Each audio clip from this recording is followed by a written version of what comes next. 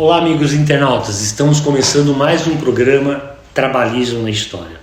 Vamos entrevistar hoje Miguel Vitoriano, que tem uma longa história dentro do PDT, uma longa história no trabalhismo. Miguel, muito obrigado por estar recebendo o Centro de Memória aqui na tua cidade. Me diga uma coisa, tu é baiano? Sou soteropolitano.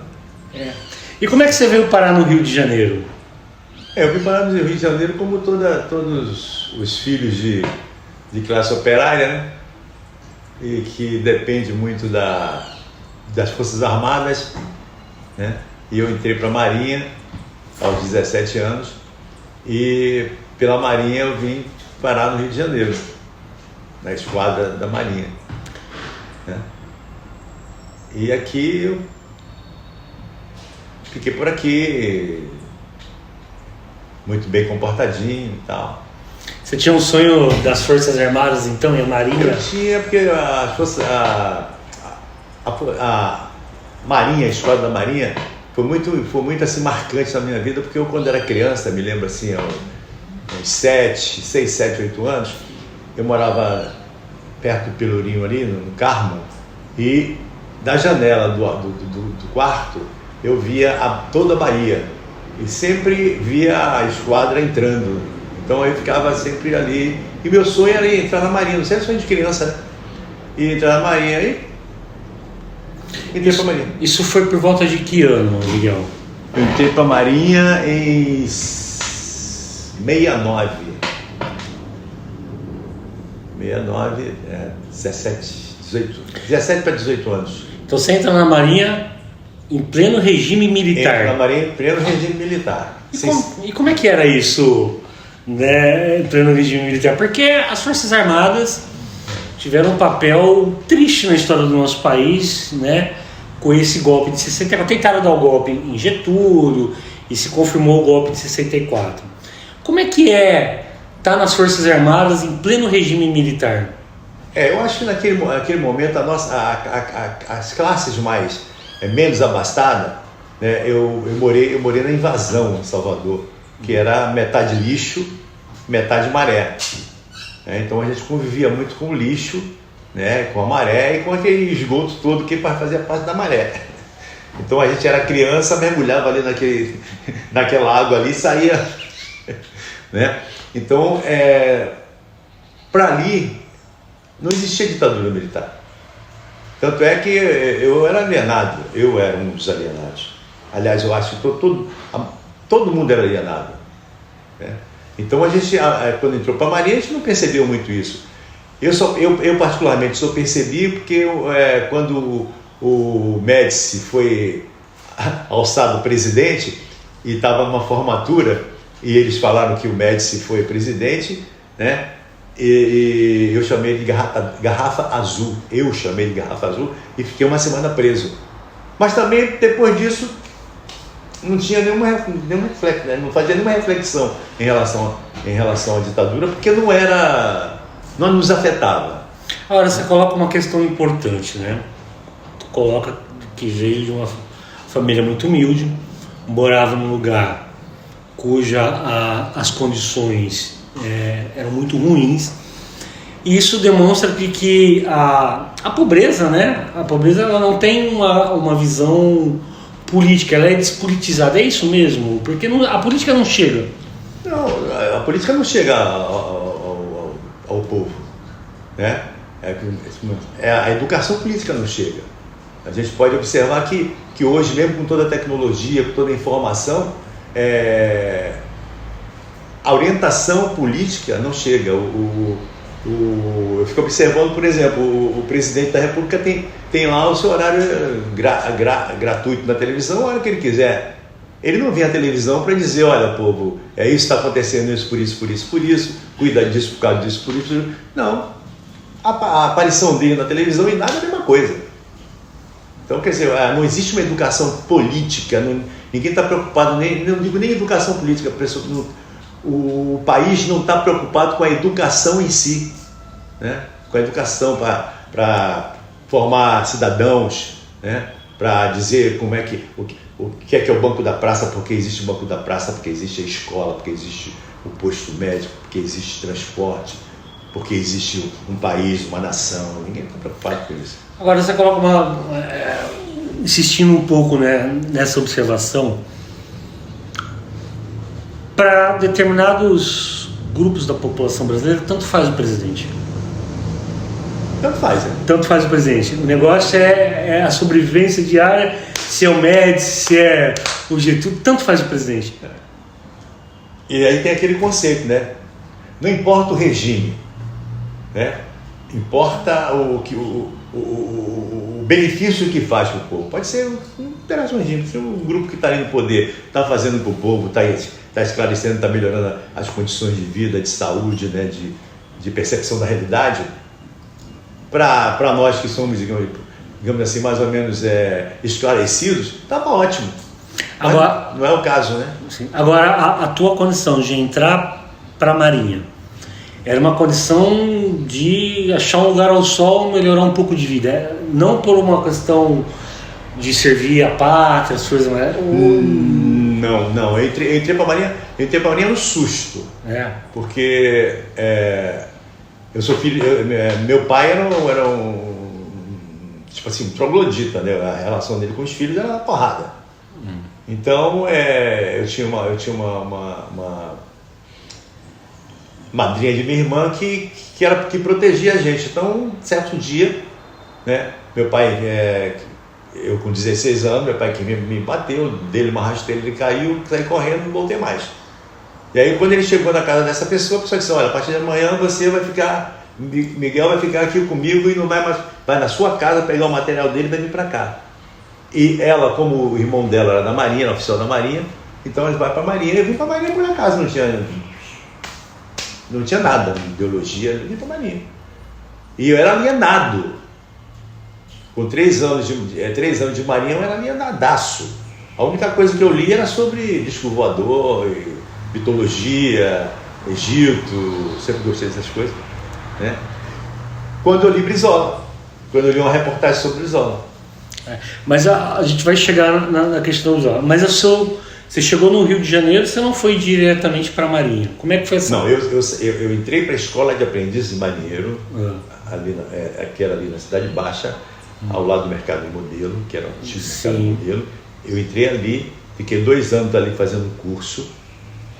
A promessa era que quando a gente chegasse no Rio, a gente teria o diploma do ginásio. Eu, quando entrei para a Marinha, eu não tinha nenhum diploma do primário. Então a promessa era o diploma de ginásio. Então eu vim para a Marinha já como marinheiro. Eu entrei como grumete, como aprendiz, aí grumete, marinheiro, e vim para o Rio. Quando eu vim para o Rio, fiquei aqui, vim na década de 70, vim em 70, junho de 70, né? Eu ia cursar enfermagem, né? E fiquei 5 anos sem curso, nada. E vim para cá. Já vim pela Marinha, para a esquadra. Certo. E qual a recordação que você tem nesse período da Marinha? A questão de disciplina, os ensinamentos, qual é a recordação que você tem nisso? Só uma tristeza. Porque era um período ruim, eu demorei a perceber esse período, porque se a gente não tem uma formação crítica, né, sobre o que estava acontecendo, eu só vim ter essa formação crítica depois, né? E aí era, claro, se você fosse um Zé Ninguém, né? Porque nego fazia você de gato de sapato, né? Você não tinha, ninguém tinha respeito pelo marinheiro, né? Era absurdo. E você sai da Marinha e vai trabalhar onde, meu? Aí nesse período eu comecei, porque tem uma história desse. Eu comecei a ler sobre Brizola. E por que sobre Brizola? Porque não teve porquê. De repente eu comecei a ler uma matéria sobre Brizola. Eu não lia jornal. Eu li outras coisas, jornal não lia. Eu lia psicologia, que era muito tímido e tal, mas eu não lia jornal. Em determinado, sei lá, não sei nem como é que apareceu o jornal na minha. E eu comecei a ler sobre Brizola. Embora eu fosse uma pessoa alienada, mas eu observava algumas coisas. Então quando eu comecei a ler sobre Brizola, eu digo, pô, esse cara estuda nesse mundo doido? Não é. Aí comecei a ler mais. E a partir daí eu comecei a virar bola 7, que é contestar tudo, né? Eu comecei a contestar tudo, eu comecei a embarcar para a bola 7. Bola 7 cada 2 vezes para ir embora, né? Porque eu estava esperando para fazer o curso, eu queria fazer enfermagem, ia fazer enfermagem. O curso não aparecia, e as coisas foram acontecendo, as injustiças foram acontecendo, e eu fui me rebelando. E aí já não tinha mais clima, porque eu já ficava preso toda hora. Eu cheguei a fazer acordo com o meu oficial da minha divisão lá, porque ele queria pegar minha identidade para eu não sair, eu não entregava, e ele me chamou no gabinete dele e fizemos um acordo. Aí ele passou, eu não dava mais serviço obrigatório, ele não me sacaneava, eu não sacaneava ele também. E aí fizemos uma paz. Quando foi em 74 eu saí da Marinha, fui jubilado. E aí eu fui jubilado, vou fazer o quê? Vou voltar para casa? Para Salvador? Não tinha perspectiva nenhuma? Não, vou ficar por aqui. E aí fiquei por aqui, aí o dinheiro acabou, as amizades se afastaram e eu fui morar na rua. Não me demorei muito morando na rua, mas eu fui morar na rua, fiquei mais ou menos 2 meses. Aí depois eu arrumei um trabalho de servente e fui trabalhar de servente de obra. Trabalhei ali naquele prédio que tem na Rio Branco, onde é como chama? McDonald's, Rio Branco 100. Trabalhei na fundação ali, porque ali eu tinha comida e tinha dormida. Você morou 2 meses na rua? Morei 2 meses na rua. E como é que é essa experiência, Miguel? Olha, cara, naquele momento, o que acontece? Se a gente não tiver uma formação, por mais que a gente possa ser menos abastado, que a gente tenha, se a gente não tiver alguns parâmetros, né, familiares e ideológicos e tal, você não consegue sobreviver, porque a rua é rua, né? Você está lá na rua, o cara oferece uma cachaça, oferece um negócio, e se você entrar naquele labirinto, para sair fica meio difícil, né? Eu, graças a Deus, nunca me mexi, né? Nunca me formei em grupo, eu sempre fui eu sozinho. Aí eu estava dormindo num banco, o cara ia me assaltar, eu digo, como é que é? Você acha que se eu tivesse dinheiro, eu estava dormindo no banco, camarada, você me assaltar e tal? Eu não tinha muita noção, eu era como se fosse levado, né? Eu via muito aquela coisa, aquela voz interna que a gente tem, né? Então acho que isso me ajudou muito. Não faz isso, não faz aquilo, cuidado, parará. Eu fui levando, né? Aí eu estudava e parei um pouquinho, fazia supletivo, mas não dava para fazer, porque o navio suspendia e tal. Eu fiquei um pouco afastado. Aí um amigo meu apareceu lá nesse local e disse assim, olha, naquele colégio que você estudou lá, não sei quando, vai ter um festival de música e tal. Eu fazia música, comecei a fazer música e tal, poesia. Vai ter um festival de música, vamos lá, o cara cantava e tal. Aí eu digo, não, vamos lá, assim, aí eu fui.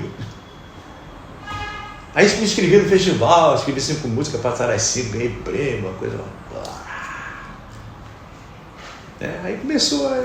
Agora, há uma linha muito tênue para quem passa essa experiência de morar na rua, de fato de cair num labirinto e não se achar, né? Droga, violência, uma série de coisas. A tua formação, aquela vozinha que vinha, que é o conflito entre os nossos princípios, né? Isso foi determinante para você? Foi determinante. Quer dizer, toda essa relação, né? Embora fosse toda essa turbulência, mas eu tinha alguns parâmetros de família que me rodearam, né? Então essas coisas foram também... Os alicerces familiares. Isso. Fortes, seguraram. Isso. Embora tivesse muito uma situação de rejeição familiar, porque o meu pai não é meu pai, meu pai é mais pai de alguém, porque meu pai tinha uma porrada de filho. A minha mãe, optou por me deixar com meu pai. Eu fui morar com meu pai com 9 anos, nunca mais vi minha mãe. Né? Então, mas sabia dela e tal, mas nunca. Né? Então, essa coisa dessa rejeição toda também que influencia na relação, mas, por outro lado, havia um aparato, havia uma boia, né, social que a gente se agarrava de vez em quando. Eu acho que isso foi importante, né? E eu acho, pela minha forma de ser também, né? Então, eu acho que isso influencia bastante, sei lá. E aí você vai trabalhar em obras? Aí eu trabalhei em obra, aí com esse negócio do festival, botei o Colégio Brasil, estudei lá, terminei o ginásio, quer dizer, antes eu tinha feito um Mobral, né, porque eu não tinha nem quarta série para comprovar, e eu fui para o Colégio Brasil, terminei o primeiro grau lá em 1 ano e meio, entrei, fiz o segundo grau de contabilidade, aí foi, né? E você perguntou? Depois você começou a trabalhar com obra, tudo, e aí começou a Aí eu fui trabalhar, trabalhei com obra, saí da obra, um colega meu de sala me arrumou um emprego de guarda no NCS, ali no Balança Mas Não Cai. Aí eu fui para lá para Balança Mas Não Cai. Ali no Balança Mas Não Cai eu fiz concurso pro metrô. Passei pro metrô e tal. E saí do metrô, porque eu era muito radical, né? Radical de princípios, então a gente não pode ser, né, radical de princípios. Eu terminei sendo espirrado do metrô, saí do metrô e voltei a estaca zero. Aí eu fui ser guarda de novo, de banco, etc, e pá. Aí fiz vestibular, passei, né? E fui fazer direito na Cândido Mendes, centro ali. Aí ali eu antes nesse Intercultor já participava de movimentos culturais e tal, política cultural. E eu, quando fui para a faculdade, entrei na faculdade com 32 anos. E ali entrei já no movimento estudantil. E ali me aproximei mais do PDT, do Brizola. Ali a gente, na minha gestão lá, nós reconstruímos a UNE, a UE e tal. Quer dizer, você lê matéria do Brizola em plena ditadura militar, já fica indignado, tem uma trajetória, mora na rua, trabalha aqui, trabalha ali, e vai encontrar o Brizola, embora eu acredito que você tenha esse período todo estudado, você atrás das informações, e no movimento estudantil com o Brizola de novo. Com o Brizola, porque quando eu entrei em 81 na faculdade, e em 81 mesmo, nós levamos naquela discussão, a eleição foi em 82, né? 82, eleição 82. Nós levamos Brizola lá 2 vezes, uma em 81 e outra em 82, já naquela, quando a Sandra tinha 50%, 51% lá, e o Brizola tinha 2%. E nós levamos o Brizola E qual foi a primeira vez que você viu o Brizola? A primeira vez que eu vi o Brizola, cara, eu vi o Brizola, assim, você fala pessoalmente? Pessoalmente foi quando ele foi na faculdade. Foi quando ele foi na faculdade. Mas eu não tinha, assim, eu não tinha nenhuma índole para me aproximar, para estar próximo. Não, eu queria saber quem era o Brizola, mas ele lá e eu aqui. Porque eu também não tinha... porque essa questão do timidez, do complexo de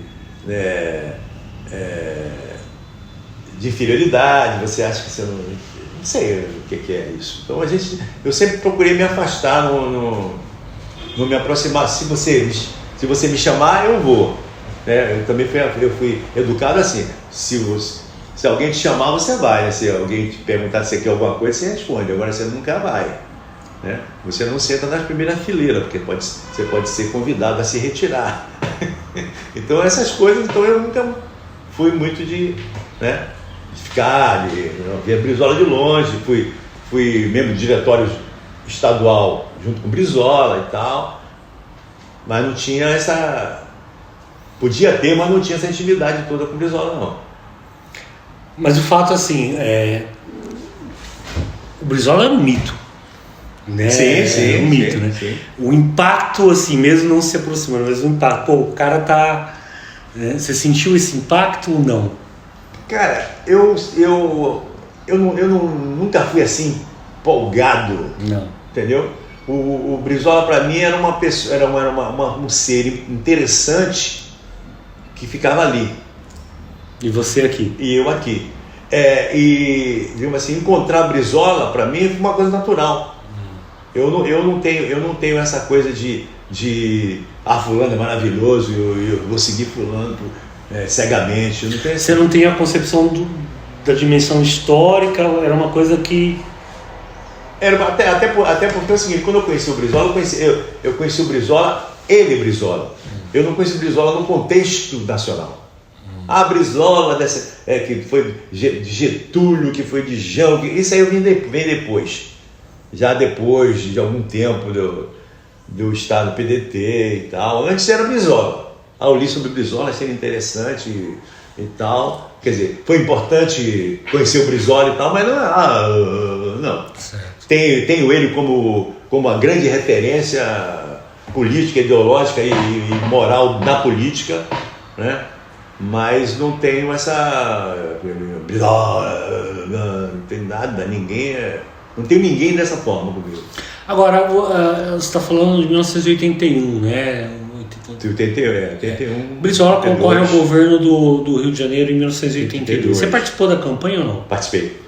E como é que você viu aquela campanha? 82, nós levamos Brizola para o debate na Câmara do Mendes, que a Câmara do Mendes Centro, ela tinha só uma entrada. Então ficava fácil até da gente mobilizar, parar, porque aquela porcaria, ninguém entrava, ninguém saía e tal. Então o Brizola foi ali, chegou ali às 9 horas da manhã, saiu às 3, não, chegou às 9 da noite, saiu às 3 da manhã. Foi o único que passou de período. O cara chegou às 9, saiu às 11, ele chegou às 9, saiu às 3 da manhã. Que foi o grande momento com o Brizola ali, entendeu? E depois eu saía sozinho. Eu morava no Rio, eu saía sozinho com o material do Brizola. Escrevia Brizola no pilô, passava material naquela época era mimeógrafo, né? E eu saía igual maluco, Brizola, uma brisa vai no Rio de Janeiro. Porque a eleição de 82 de Brizola, o governo do Rio, era uma eleição improvável. Sim. O Brizola era o grande azarão. Sim. Né? E ele ganhou as eleições mesmo com a tentativa de fraude da prova. Você acreditava que o Brizola ia ganhar aquela eleição, Miguel? Olha, eu particularmente tinha muita confiança que ele ganharia aquela eleição, porque aquilo tudo estava superado, né? O chaguismo estava superado, a violência do Estado era muito grande, o desrespeito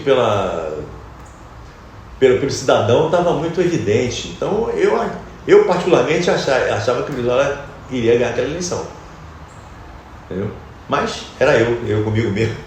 Era uma fé pessoal sua. Era uma fé pessoal minha. Mas você sentia isso também na rua, na campanha? Eu sentia isso na rua. A gente passava e as pessoas meio assim, mas a gente sentia foi uma coisa assim muito contagiante mesmo. Agora, o Brizola ganhou o governo do Rio, contra tudo e contra todos, né? E eu considero o primeiro governo do Brizola revolucionário sobre vários aspectos, né? Questão de saúde, questão de educação, uma série de questões que não se reflete em nenhum outro governo do período na época, né? Como é que você viu os primeiros anos de governo Brizola no Rio de Janeiro? Olha, a coisa mais importante que, na minha concepção, do governo Brizola foi ele atrair aquela grande massa da associação de moradores sem terra, sem teto, né, para o Palácio Guanabara. Aquilo ali para mim foi muito marcante, né, porque a partir dali, porque a população não tinha água, não tinha luz, não tinha um teto, não era dono de nada. Então a partir dali surgiu a luz na escuridão, cada família um lote, as associações de moradores, os moradores começaram a se organizar em associações. Acho que aquilo ali foi, do ponto de vista da população, foi a coisa mais importante, né? E a relação dele, naquele momento em que as pessoas estavam esperando alguém como um sustentáculo, né, de possibilidades, ele foi naquele momento esse sustentáculo de possibilidades de avanço social, e que deu muito resultado, né? O segundo governo dele já foi um governo assim, mais voltado para a questão da educação mesmo e tal. Mas aquele primeiro governo, aquele primeiro momento ali foi de momento de como é que chama, apaziguar os ânimos da sociedade que estava ansiosa por uma representação, porque o Brizola, embora o Brizola tenha vindo de longe, Brizola ainda era o novo, né? E as pessoas tinham uma grande expectativa com a eleição dele, né? Uma grande expectativa de que o Brizola pudesse vir a assumir a presidência da República e pudesse transformar o país. E você participou do primeiro governo Brizola? Não, nunca participei do governo Brizola. Participei do governo Brizola no segundo governo dele, no primeiro não. Agora, olha a correlação. No começo da nossa entrevista você fala da tua infância na Bahia, não sei o quê, e a gente conversando aqui, tanto faz o presidente, né? A questão é a luta da sobrevivência. Tu me descreve um Brizola que abre o Palácio Guanabara com políticas sociais importantes para esta comunidade, né, de menos favorecida, que é com o projeto Luz para Todos, Cada Família um Lote, a organização de moradores. Você consegue fazer essa relação do que é a política na tua infância, do que você conheceu já, para uma nova política como essa? Você já parou para refletir sobre isso, não? Não, nunca parei para refletir. Não. Porque há um choque. Isso. Eu me lembro dos meus 13, 14, 12, 13, 14 anos, que a minha madrasta ela era ativista, assim, né? Naquele tempo lá, ativista que eu estou falando por uma candidatura, né? Então tinha lá um candidato lá que ficava fazendo campanha e tal, mas não era campanha para eleger o cara. Não tinha nenhum vínculo ideológico, partidário, nem nada. Era mais de relação, né? E eu acho que isso aí teve um pouquinho de influência lá na frente, né? Política, mas nunca parei para relacionar essas coisas, não, daquela época de infância, de adolescência, de política. Porque você concorda que a política começa a fazer sentido? Interessa agora quem é o mandatário? Sim. Né? Sim. Porque há um choque. Né? Miguel, como é que você começa a se envolver de fato com o PDT? Olha, o PDT, eu comecei a me envolver com o PDT como movimento estudantil, porque eu não tinha partido. Eu entrei na faculdade, eu não tinha partido. O meu ativismo era eu comigo mesmo, pelo que eu podia captar, né, do ambiente. Quando eu entrei para a faculdade, aí no segundo dia de aula, eu levei a turma toda para a direção, para rebarbar e tal. E aí fui cooptado pelo diretório, que era um diretório ainda formado pelo aquele saco de gato que tinha no MDB, Convergência Comunista, PCdoB, aquela confusão toda. E eu, pelo meu ativismo ali, eu fui cooptado para ali. Tanto é que na gestão seguinte eu já fui candidato a vice-presidente. E fiquei fazendo aquela política ali no diretório. E aí, a partir dali, eu fui chegando mais... Como não tinha partido político, quando eu fui eleito presidente, já foi em 82, e aí tinha um amigo que é aquele menino, como é o nome dele, que é do Centro de Pesquisa, Geraldo Tadeu. Geraldo Tadeu, a mãe dele era ligada ao Saturnino, do PMDB na época, né? MDB na época. E havia uma reunião na casa deles, para eles decidirem para onde eles iriam.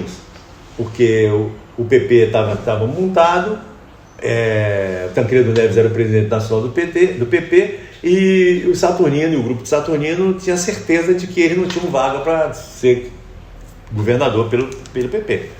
E aí nós fomos na casa dele, conversamos, então o Saturnino resolveu ir para o PDT. Aí foi o PDT, Brizola, tá ótimo, eu fui junto, né?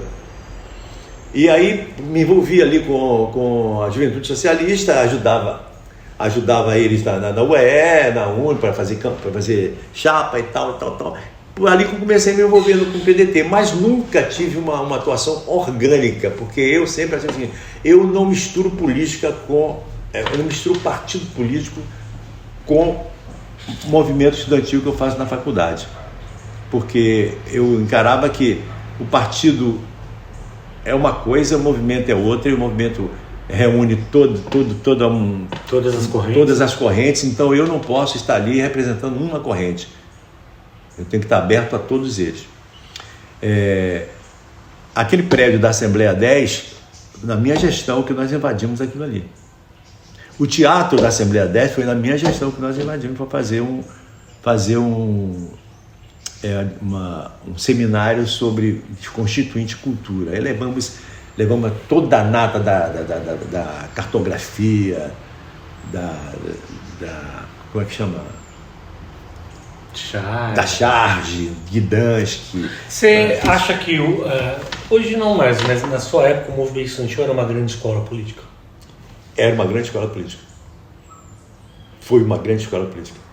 Porque nós estamos falando dos anos 80, constituinte, diretas já, abertura do país, né? É um movimento muito efervescente do país, né? A gente estava saindo de um regime autoritário, violento, porque não violento no sentido de violência física, não, violência psicológica, né? Que tinha violência física? Não, eu estou falando, mas não era nem, e na minha visão, não era nem só a violência física, era a violência psicológica, porque às vezes você não precisa praticar a violência física, você faz uma coisa muito sutil, né? Porque a escravidão, ela não é só física, ela é sutil, ela te cuida para que você dependa, né? É a relação do sacerdote, que é maravilhoso e que você não penetra na vida dele. Enquanto você não penetra na vida dele, ele é maravilhoso, ele é o manda-chuva.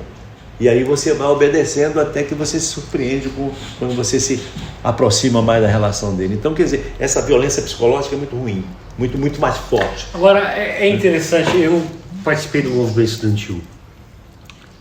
Existiam no movimento estudantil nessa época esperança e sonho. Você sentia isso? Porque hoje os movimentos sociais, nós estamos falando hoje em 2024, perdeu o sonho, né? Hoje é muito pragmático. Naquela época o sonho, a esperança eram fatores determinantes que levavam o movimento. mas o que acontece? Ali era um momento de sonho, porque quando eu falei com você que Brizola era uma referência daqueles que sonhavam, de que aquele momento lá, porque eu tenho lembrança de quando eu me lembro de quando o Jango aumentou o salário em 100%, salário mínimo em 100%. A gente tinha aquele movimento todo de como é que chama?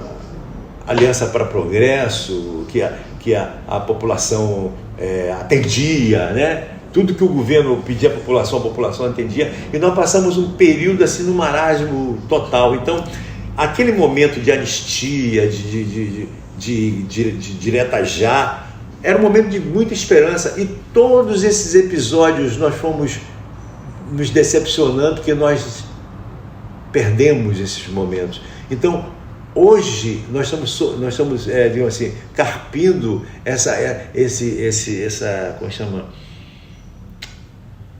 Essa decepção que a gente teve ao longo da história. Então, inclusive muitos projetos de interesse popular, de interesse nacional, eles começaram bem e tudo foi deteriorando, porque eu acho que a gente ficou decepcionado. Não teve direta já, não teve Brizola, não foi presidente da República. Perdeu uma Copa de 82? Perdeu uma Copa de 82. E depois disso, a gente que fazia campanha por idealismo, essa campanha passou a ser por interesse econômico, né? E o PT tem muita responsabilidade nisso, né? E a partir daí a gente foi deteriorando a política. A partir dos anos 90, as pessoas entram na política para enriquecer, né? Falando isso de cadeira, né? Que as pessoas entravam, a inflação estava a 80%, né? Não, nos anos 90, né? A inflação atingia 80%, e as pessoas entravam e falavam na cara de pau que eles tinham que acumular $1 bilhão para poder ter 80%.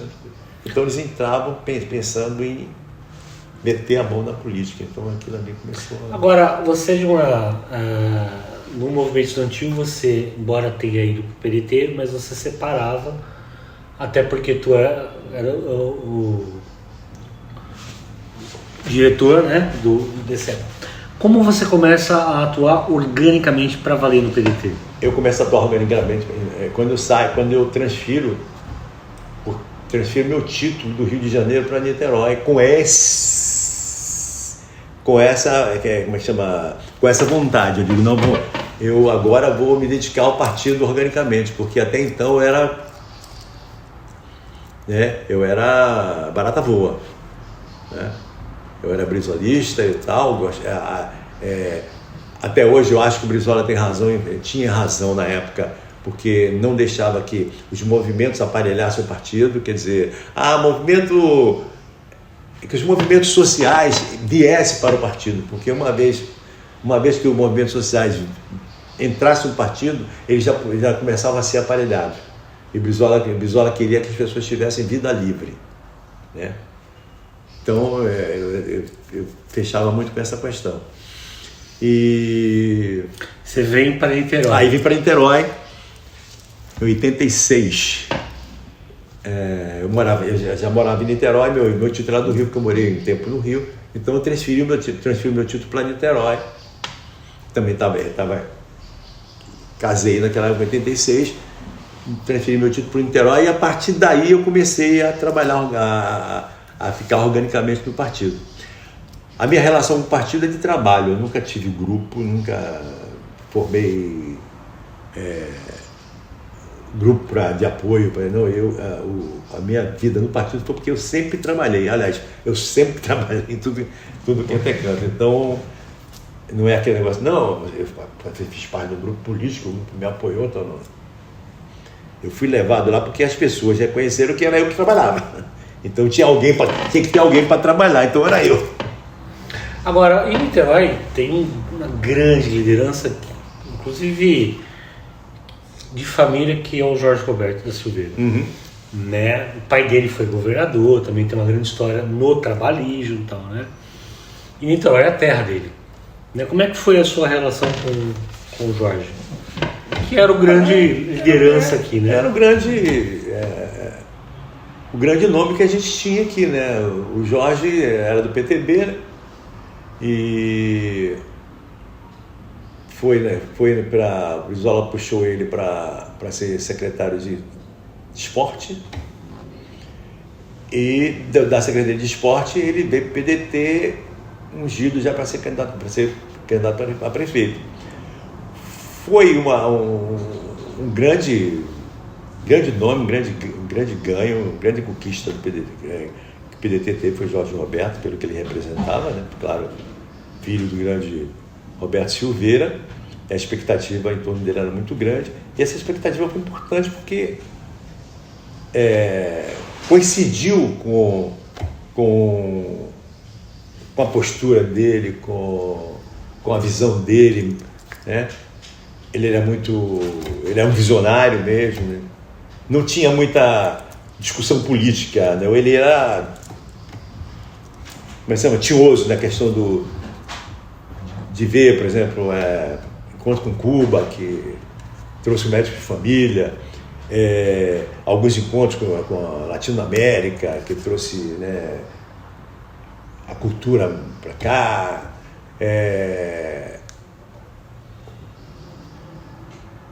cara, como é que chama?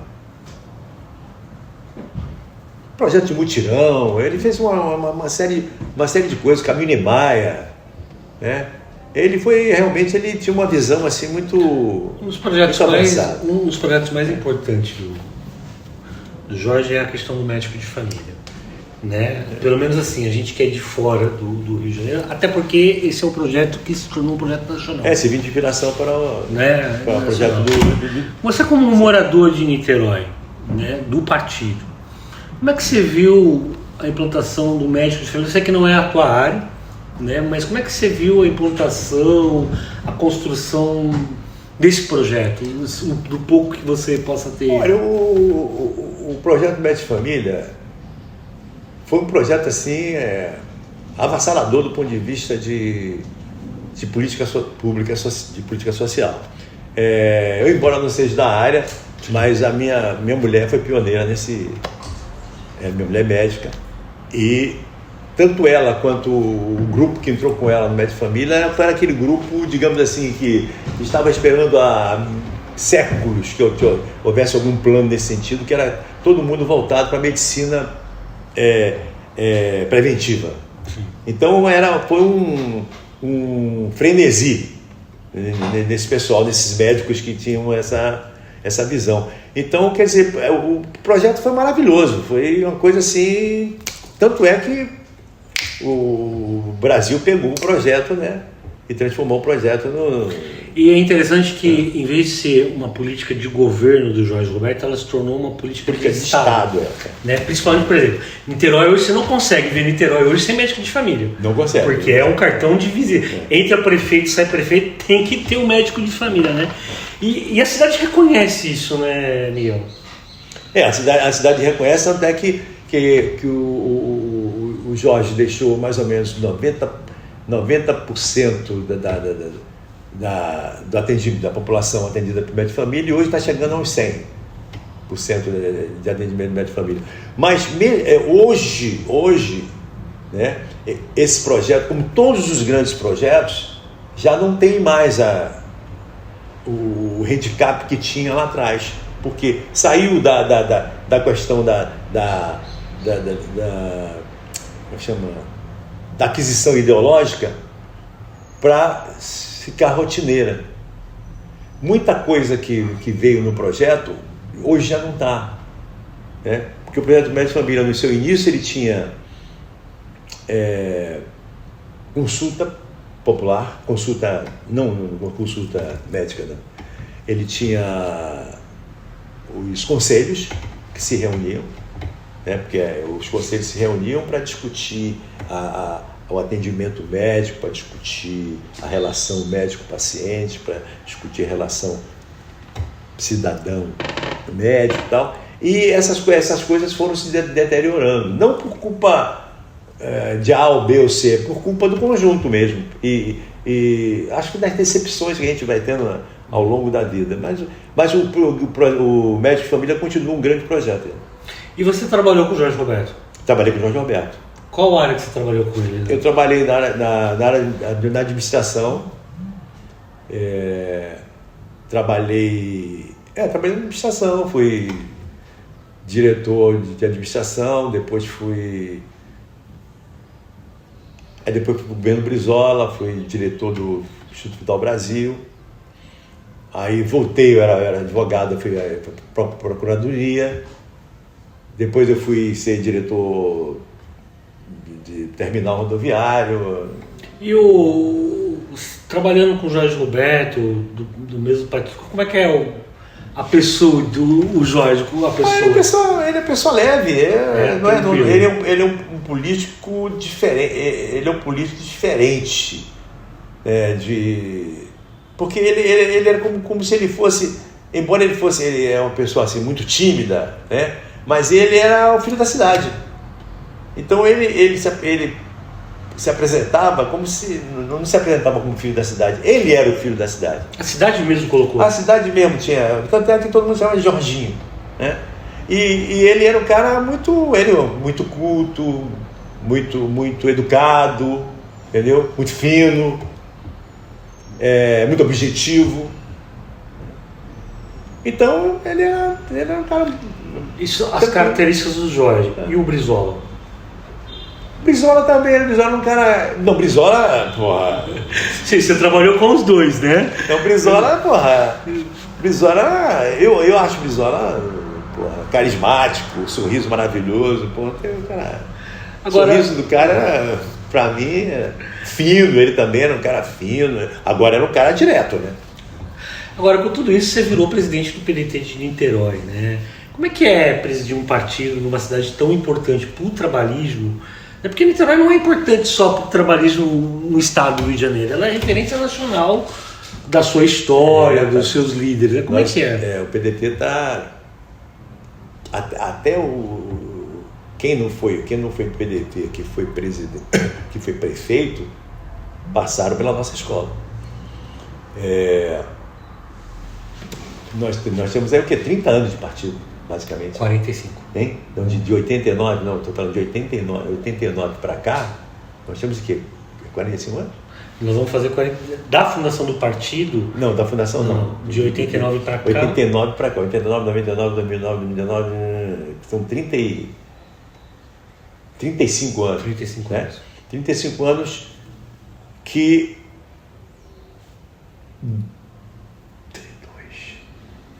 um mandato, 2,5 não foram do PDT, mas foram de pessoas que passaram pela escola. A cidade é administrada desde a reunificação pelo partido. Desde essa época, pelo partido. E o partido tem uma convivência com a cidade. Porque nós somos o partido que tem mais votos de legenda. Na eleição passada tinha 28 mil votos de legenda. O que demonstra a relação do partido com a cidade. Qual que é o teu projeto enquanto partido, Miguel? O seu? O meu projeto é eleger o prefeito que tenha... que pratique aquilo que o partido publiciza. Que ele trabalhe para que tenha educação de qualidade, tempo integral, né? Que invista na cultura, que dê exemplo de administração, né? Proba, né? É isso que a gente espera, que tenha coerência entre o programa do partido, né? E a prática dos partidários, né?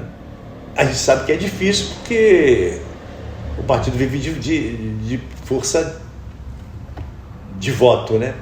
E aí isso provoca que a gente fique procurando ali atores que venham trazer consigo né, o voto.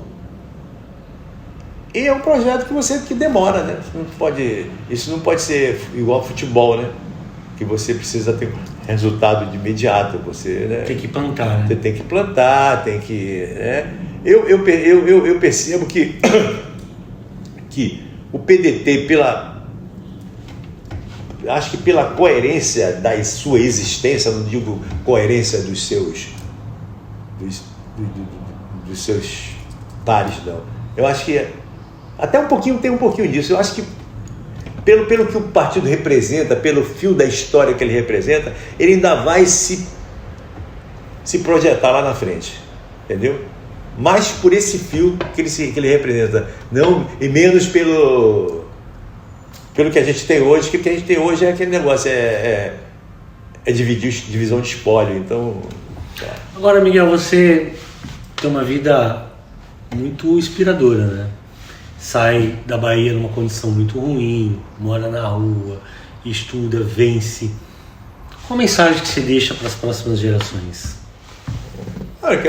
Eu acho que como diz assim, falar da vida difícil quando você está numa vida fácil, diz que é mais fácil, né?